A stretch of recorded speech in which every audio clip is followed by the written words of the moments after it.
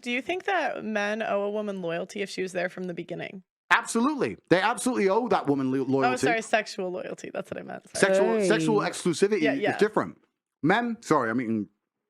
Sexual exclusivity and loyalty are completely disconnected for males. Nobody wants to talk about this, but it's the unfortunate reality. It's true. I'm telling you, you can get a man, he can go on a holiday, can fuck some stripper, can come home, and you can lie detector test him. Do you love your wife? Would you die for your wife? Would you take a bullet for your wife? He'll pass the lie detector test. He loves her with all his heart. He'd do anything for her. It's just pussy. It's not a big deal. It's different. I feel like, I guess my question would be then is like, how do you view sex? Because I like, sex at the end of the day is spiritual unification. I feel like I've gone through a lot of different stuff. I've had a lot of different experiences where I did not value myself. So I never had a man that valued me. So it's like, yeah, you rack up guys and guys you shouldn't be texting back or whatever. But I feel like I understand that there is a difference with how men view sex and how they move around in the world. But it's like, sex is a sacred thing, no matter male or female is doing it. So that's why for me, like my biggest, like the hardest for me to understand is like, this is such a sacred thing. And it's just it's like taking a piss for a guy. Can I just say something? You sure you weren't making love to somebody that was having sex? I'm sorry? You sure that you weren't making love to somebody that was just having sex? Hey, Auntie, that's have I in there. No, that's what it sounds like to me. It sounds like as women, they make love to men that are just having sex. Right. That's the difference. That's not the point. But my thing is, okay. So I think when men hear that though, it's like if it was sacred to you, you would have waited till you were married. But it's like right. No, I get that. But the reality is that the world is not so black and white. So I understand that there are these things in place that worked and made sense, and now we're approaching an era that like we don't know what's going to happen. But there's gray area. You've had sex, I've had sex, she's had sex, we've had sex with different guys. That doesn't mean that we're damaged goods, we're used goods. I understand status is a big part of that. I understand that sex is viewed differently, but I feel like you should not.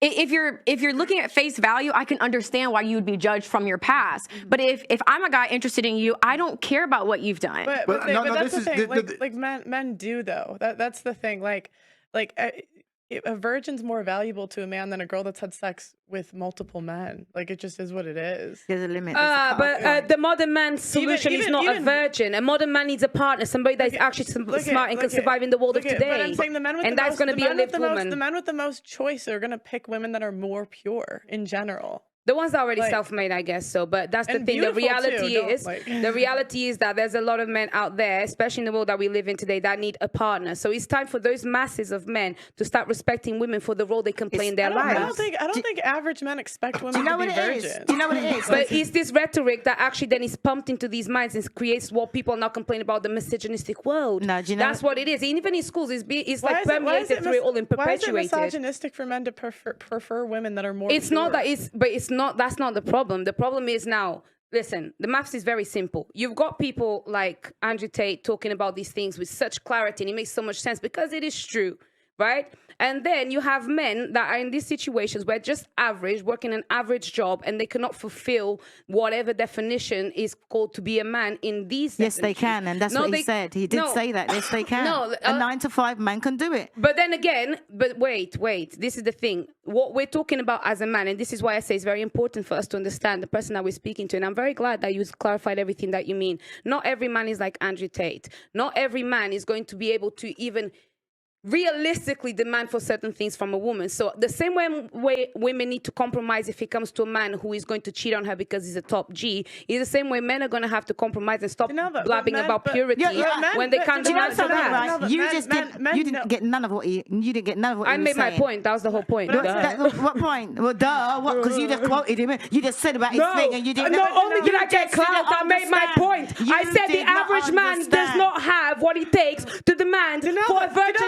Hang on a minute. He already said that. And I reiterated in my own words for my own content for my page. And do you know what it is, right? Is that too many women, they see regular guys and they feel they're settling. You're not settling. You're getting what you deserve. But you can't be asking. You're not for a settling. virgin, though. You're not settling. But the difference is men know this. Like most average men aren't demanding. The average men, the average men never say they want a virgin. But the difference is that's what Denalva's saying. wait. The difference is average men know they don't deserve a 10. They know they don't deserve an 8. They know they don't even deserve a 7. And they still go messaging them on the stories and all this dumb stuff that is just ugly. Like most men in history haven't even reproduced. And so it's like men know, but the women are the ones that are delusional. There's regular men out there. There's regular men out there. Chris Hemsworth. There's regular men out there that will have you down. Yeah, but can I just say, people are watching Tate, not understanding that Tate is part of that 1% of success, and they think that they can demand the same thing. No, they can demand purity. One second. Sorry. I understand the point you're all making, but let's understand something.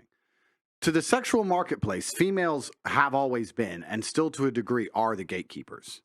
It's you can think about it in a very simplistic way. This is not the case, but let's simplify it for the sake of argument. Imagine men will run around and fuck anything, and women are the ones who say yes or no. You are the gatekeepers that have all the power. And this is what's actually truly interesting about the sexual marketplace, because whenever women go, there's not enough good men, then why are you fucking, of course, why would they be good if you don't make them be good?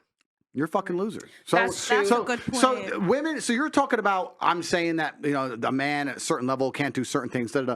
If you were with Joe Schmo and he wasn't treating you the way you believe Joe Schmo should treat you, then why are you with him? Leave.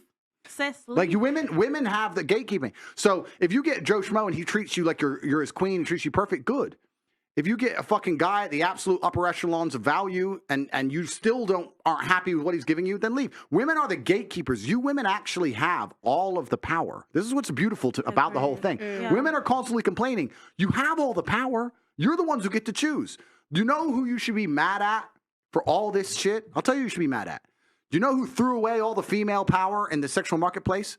Promiscuous females. Because now you got chicks who will bang anybody without trying. So why should a dude get up and try? No, do you have any idea how hard it is to actually be, let me make this clear. Go on, sir. Do you have any idea how hard it is to actually be, no bullshit, a man? And I say this and women go, oh yeah, dude, as soon as most women encounter any kind of problem, the first thing they do is turn to a man. Their man, their dad, the mechanic, the police, a man. If you actually put a woman in front of a problem and go, no men, they're like, oh, whoa, fuck. It's a mental breakdown. Men, day after day, especially if you're a high-level man, let me make it something clear from my life. I'll talk from personal experience. I'm not just looking after me. I'm not just looking after my chick. I'm the guy in about 300 people's phone books that they call when anything big goes wrong. You get arrested in Russia, you need extraction from Ukraine, you need $1 million, whatever it is, Kazakhstan, abduction, they call me. I'm the first phone call. I'm fixing 400 different lives. I'm a problem solver. Chicks can't fix fucking any of this shit, right? This is how hard it is to be a man. And it's amazing because society expects it of you, but so do women. If you had a man, be honest, you had a man and you went to your man and said, oh, I've got this problem. I can't fix this. It's broken. The car tire's broken. And he went, I don't know. You would dry up. Like, you'd be like, well, fucking, what the fucking point are you? That's the truth. You could sit here and go, oh, we'd call a mechanic. No, you wouldn't. You'd look at your man and go, what do you mean you can't fix it? I'll do it myself. And this is what she's saying about your man will get up and go, and you know what's beautiful about masculinity? A bunch of times a man will go up and he doesn't have a clue how to fix it himself. Mm-hmm. But he'll go, don't worry, baby, okay. And he'll stand up with no money and no clue. And he'll go out there and fucking try and find a way because as a man, you need to be useful. It is so difficult to be a man. You have no idea the amount of pressure that we're under from society and from the women we even want to associate with. On a whole, it's difficult. So you have to keep all these things in mind. It's hard. But can I ask you a question? You see what you just said about, the top G, that if they had money, you can fly planes and fly that. Drop it down to if you were earning, like, say, $50,000 a year. Yep. Couldn't you be that same person amongst your peers? 100% you That's could. what I'm trying to say. 100% you could. And also you have to... money doesn't make you a top G. No, money's an amplifier. So that's the first thing about money. Money amplifies. Men can make money. Money does not make men. If you're a dork and you get rich, you're a rich dork. If you're a G and you get rich, you're a top G. Right? So that's the first thing about money. And I agree with you. But traditionally... And this is the baseline. And once again, when I say these things, I'm not looking to be attacked for being misogynist. I'm just commenting on how I view the world and how I see things. Traditionally, a man primarily gives his attention to a female to get sex, and she gives him sex back to get the attention. That's the swap, right? So if I'm a dude and I want sex from a girl, I give her attention, I talk to her, I hang out with her, I spend time with her, eventually I get the sex. That's how it works. But the higher value you are as a man, the more valuable your attention is, the more valuable your time is, the less you have to give. It's like potency, right? So I can give 5 minutes to a chick, and that's worth 2 weeks of some other dude's time. But that's the reality. So where you are on the scale is just basically how much of your time you have to give. Now, you can still give all your time to a woman, treat her like a queen, be respected by your peers. She can be happy with you. I'm not saying she will be any. In fact, I'll argue she'll be happier with that man than she'll be with a fucking guy like me. I'm not even out here saying I'll make chicks happy. I'm not even saying that.